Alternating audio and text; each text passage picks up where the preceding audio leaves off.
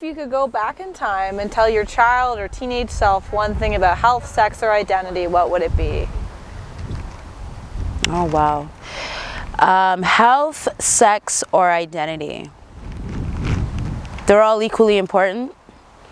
I always thought when I was younger, I told my older self, if I was talking to her right now, she'd say, see, I knew you'd be a star.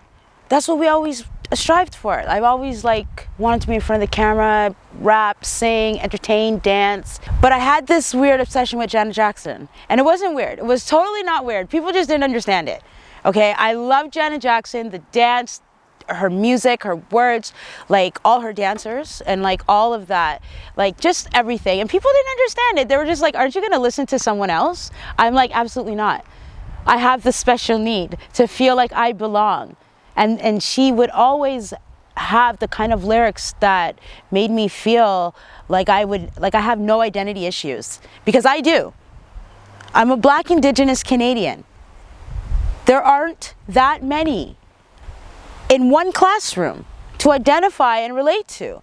You know, in my classroom, you may have other Black people of color, and they could be from different parts of the Caribbean.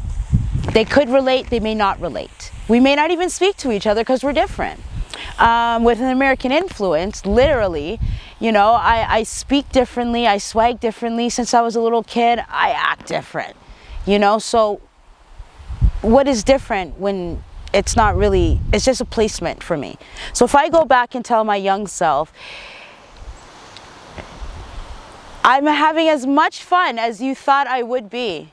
But as far as health goes, I've lost some friends to AIDS. I've lost some friends to cancer, cervical. I have to say contraception is real.